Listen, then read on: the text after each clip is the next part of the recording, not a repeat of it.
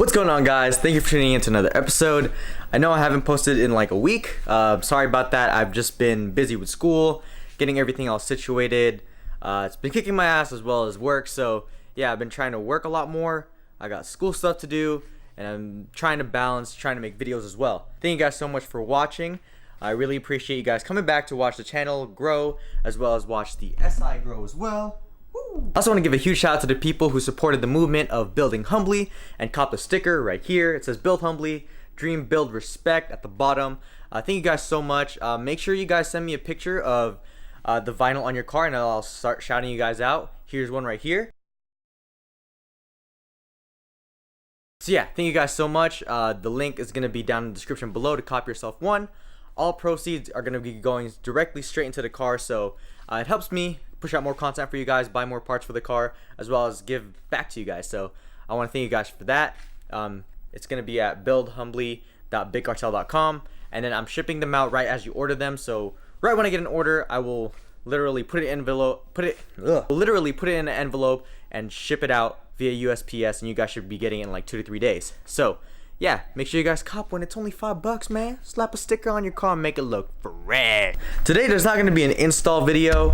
Actually been like slowing down on the mods that I've done to the car. The only thing I have done in terms of changing up what's going on with the car is actually fixing the clear coat paint that's been faulty in a lot of the 8th gen Hondas.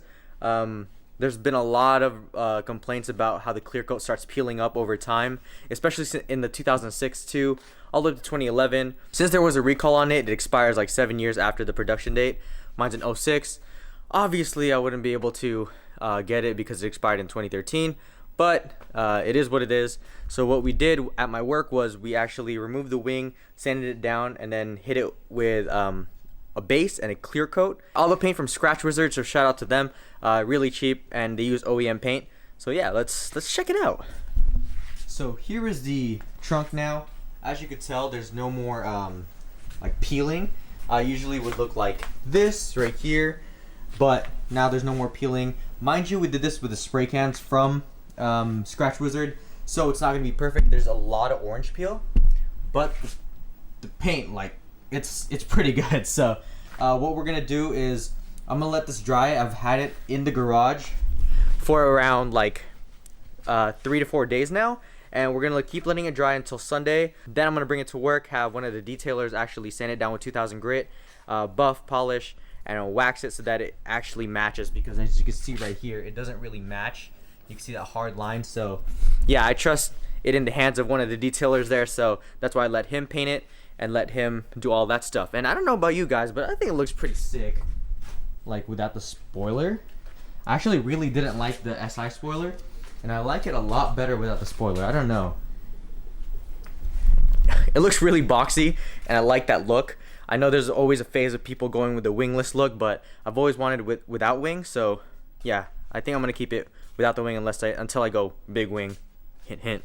Obviously, I'm not going to be running it without plugging out these holes, which I will do. It's best to like plug these up because you don't want any water seeping into your trunk. So what I'll also be doing is I will be paint matching and spray painting like these little plugs that I got from Home Depot. They're not the best. We have to cut it to fit, but it'll work. And then I'll silicone it from the bottom so that it seals, so no water seeps in. Now that update's done, I'm gonna be here talking to you guys about how you can start modding your car. More importantly, how to start modding an 8th gen Civic. A lot of you guys keep asking me what to buy, how to start off, and what to do in terms of modding your car. So I'm gonna be breaking it down. First, what you want to do is find out what you want to build. You could build it as a track monster. You can build it as a drag strip killer, or you could build it as a daily driver like how I did. That just looks simple and clean, and you can make it look pretty dope. Yeah, so with that being said, first, what I did was I focused on making it look good first before I started looking at power mods. So in terms of looking good, what you could do is look at body kits. With this, at first, I'll show you guys a picture right here. It didn't have an HFP kit. Therefore, I bought one, all OEM. I bought the front and the side skirts used. The rear, I bought it brand new. Super expensive, so really try to find it used. Perks of buying it brand new is that you'll be able to get all the hardware as well as all the tape that's already around it on the actual body kit itself. I did that first. Second, what you're gonna want to do is to make your car look really nice is get a set of coil overs. Now you can go with a set of springs, but remember that the shocks that are on your car are meant for the stock spring. So if you go with a new spring, obviously it's gonna lower your car, put more stress on the shock, and it'll cause your shock to blow. So you can either buy new springs as well as new shocks, or what you can do is invest in a set of coil overs, because then you'll be able to adjust the ride height as well as dampening if your coil overs let you do that. Now for me, I went with BC coil overs because I really liked BC coil overs. It's the first time I spent like $1,000 on BC coil overs, and trust me, it's worth every dime that I spent on it. Now I know I did have a lot of issues with it, but that's just because preload was set wrong and yada yada yada. You can also go with True Hearts. I've heard a lot of good things about True Hearts if you're on the budget side. What you're gonna do after you lower your car is get an alignment or get a set of wheels. Right here, I have NK RPF 1s. A lot of people ask me, what are your wheel specs, bro? What are your wheel specs, bro? What are your wheel specs, bro? Bro, what are your specs, bro? I'm gonna answer it right here. The wheel specs on my car are 17x9, ET35, meaning offset 35. In the front, I am running a 245/40 tire because obviously front wheel drive, and I need all the tire that I can get.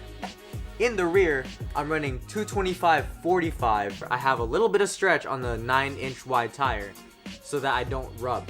So in my opinion, it's always best to get a set of coilovers first, lower your car, then test fit wheels so that you know what fits and what doesn't. Obviously, to fit these wheels, I had to roll my fenders as well as cut my fender liner and do a slight pull. You can get away with not having to do any of that if you're not that low, but this is like the perfect ride height for me.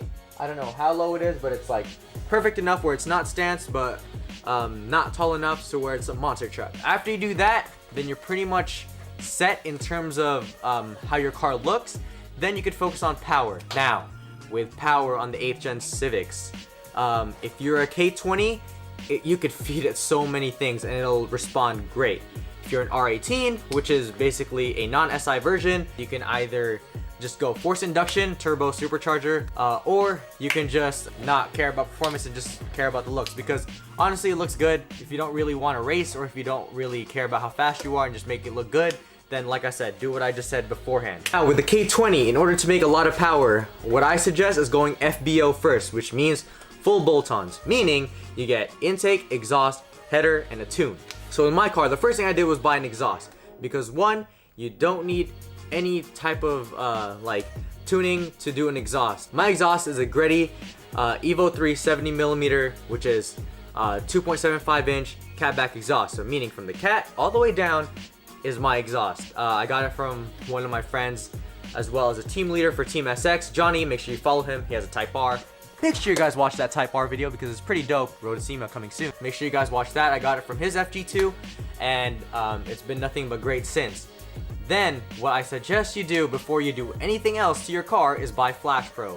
Now, with Flash Pro, Honda, ECU management is one of the biggest things in terms of modding your car, because if you put stuff onto your car and your ECU can't register it because it's still on the stock tune from factory, then your car will start fucking up and you will regret it 100%. So first, buy an exhaust, then buy Honda, because when you buy Honda or your ECU management tuning device, then you can actually flash it to the mods that you have on your car. Then what I suggest you doing is buying an intake. For more breathability and airflow on your car, what I suggest is hybrid racing or Rick Spec or K-tuned.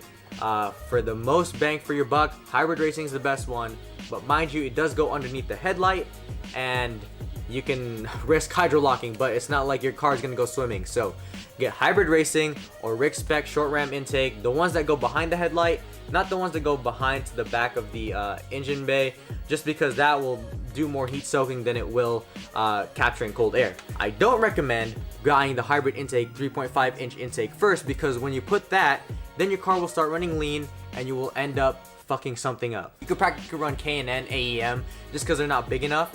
to actually like harm anything. But if you want the most bang for your buck, seriously, hybrid racing cold air intake. Remember, 3.5-inch intakes will cause your car to run lean, so make sure you guys get Honda first before you buy your 3.5-inch intake. Next up with the full bolt-on list is definitely the header. Now, with the header, it's not headers, it's header, because you have one header. Unless you're a V8, then you have practically two headers, because one on each side. So with the header, I went with a Skunk 2 Alpha header. It's the best one for the money, and it's proven that it gives the most power.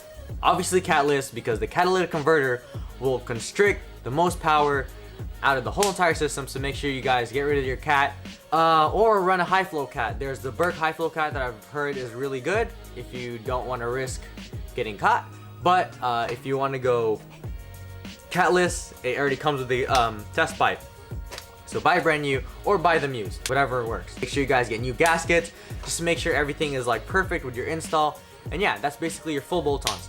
Now, in terms of that, what I would suggest is to cause less damage to your car as much as possible, buy a tune first before you even put on your header.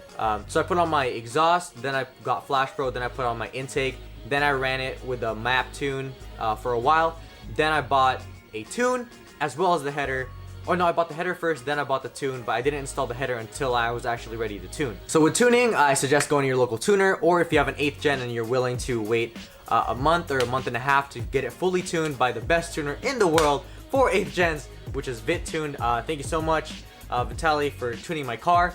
I chose Vit Viper just because it's a lot easier for me to actually do that. It did take a lot longer than I expected, but it is what it is when it comes to one guy tuning a bunch of 8th gens over email. So please, please, please, I know a lot of people say you can run it without a tune, bro. I'm untuned, bro, but just get a tune, because it'll make your car run a lot better, run a lot smoother, and push out more power than you would without getting a tune. So yeah, make sure you guys get a tune. Now, with all this being said, everything costs a lot of money, so make sure you guys go within budget. Race cars aren't built in a day, or project cars aren't built in a day.